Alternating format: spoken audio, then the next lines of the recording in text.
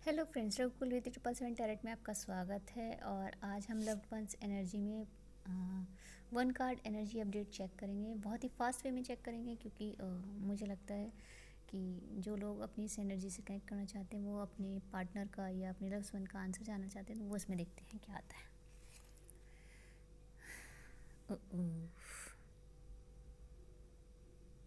इंटरवूवन growth, like tree rings each year deepens your bond, marking shared time and depth.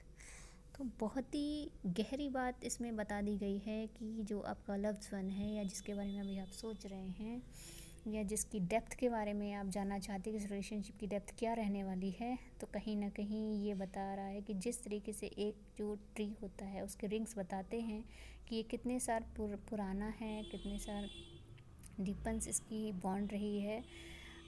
इसकी जो marking होती है वो आपको बताती है इसकी टाइम को और डेप्थ को। तो मतलब जैसे जैसे आपका रिश्ता पुराना होता जाता है वैसे वैसे फाइनली आपकी ग्रोथ, आपकी बॉन्डिंग कहीं ना कहीं कनेक्ट करती है और ये इतनी बेस्ट फॉर्म में काम करती है ना। मान के चलिए मैं दो चीज़ें बताती हूँ आपको। अगर आपकी शादी 8 महीने बिना किसी इश्यू या एलिगेशंस के चल गई है तो मान के चलिए दूर तक जाएगा रिश्ता। अगर आपने शादी के 7 साल ईजियर वे में निकाल लिए हैं, मतलब बॉन्डिंग थोड़ा ऊपर नीचे, मतलब कहाँ सुनी हर जगह होती, कोई प्रॉब्लम नहीं, तो आपका रिश्ता अच्छा जाएगा। और अगर आपने 15 साल फाइनली निकाल लिए हैं तो मान के चलिए फिर तो बैलेंस बहुत अच्छा जाएगा। ये 100% है। बस ये है कि बाकी चीज़ों का इफ़ेक्ट नहीं पड़ना चाहिए, क्योंकि आजकल क्या हो रहा है, मीडिया का इफ़ेक्ट, ऑनलाइन सिस्टम का इफ़ेक्ट या बाकी चीज़ों का जो सराउंडिंग जिससे आप कहीं ना कहीं कनेक्ट भी नहीं करते हैं, उन चीज़ों को लोग इतना हावी कर लेते हैं जिसकी वजह से आपने देखा होगा कि लोग उस स्टेज में तलाक की बात करने लगे हैं जिस स्टेज में लोग एक दूसरे से बिल्कुल भी मुंह नहीं मोड़ सकते। वो 100 गालियाँ दे लेंगे लेकिन अलग नहीं हो सकते, लेकिन आजकल वो भी देखने में सुनने में आता है। तो बात सिर्फ मैं यहाँ आपको ये बताना चाह रही हूँ कि अगर आपकी बॉन्डिंग 7-8 महीने से ऊपर जा रही है, 7 साल से ऊपर जा रही है, तो फिर रिलेशनशिप के मामले में ख़ासतौर पे ये यहाँ मैं जो बात कर रही हूँ वो मैरिज की बात कर रही थी, लेकिन अब मैं तुम्हें बताती हूँ कि फाइनली अगर आप फ्रेंडशिप की बात करें तो फ्रेंडशिप में अगर आपने 2 से 3 साल, शुरू के 6 महीने, फिर आपके फाइनली आपका 2 साल 7 महीने, और उसके बाद अगर 3 साल से ऊपर का टाइम आपने निकाल दिया अपने किसी फ्रेंड के साथ, तो मान के चलिए वो रिश्ता बहुत आगे तक जाएगा। वो रिश्ते में फाइनली एक डेप्थ होगी। डेप्थ कैसी होगी, क्या होता है ना कि लोग उसे गलत तरीके से फाइनलाइज करते हैं, लेकिन मेरा मानना ये है कि एक बॉन्डिंग बन जाती है जिसमें आप एक दूसरे को समझना सीख जाते हैं। बॉन्डिंग ऐसी कि जिसमें जहाँ आपके बाकी लोग उस चीज़ को समझ नहीं पा रहे, अंडरस्टैंड नहीं कर पा, लेकिन एक सामने वाला बंदा आपको समझ रहा होगा कि आप कहाँ गलती कर रहे हो और कहाँ जो इम्प्रूवमेंट या सपोर्ट की ज़रूरत है, जो अगर आपके साथ कर दिया जाए तो वहाँ आप इम्प्रूव कर जाओगे।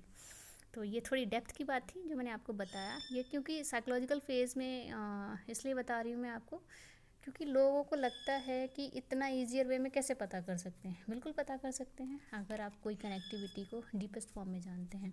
अब चूँकि मेरा मास्टर फॉर्म साइकोलॉजी से रिलेटेड रहा है तो बीच बीच में मैं आपको साइकोलॉजी के भी टिप्स एंड ट्रिक्स बताती रहूँगी। और हाँ, एक चीज़ और मुझे आपको बतानी थी कि अगर आप लोग साइकोलॉजिकल फॉर्म में गाइडेंस चाहते हैं तो उसके लिए भी आप मुझसे व्हाट्सअप नंबर पे कनेक्ट कर सकते हैं और उसके लिए 1-on-1 सेशन ले सकते हैं। 1-on-1 सेशन आपका 1250 का रहने वाला है। अगर आप साइकोलॉजिकल फॉर्म में एडजस्टमेंट, स्ट्रेस, एंग्जाइटी या कोई मैरिटल इश्यूज़ या कोई ऐसी चीज़ जिसकी फॉर्म में करियर वाइज भी हो सकता है गाइडेंस आप लेना चाहते हैं, तो ये 1-on-1 सेशन रहेगा 1250 का।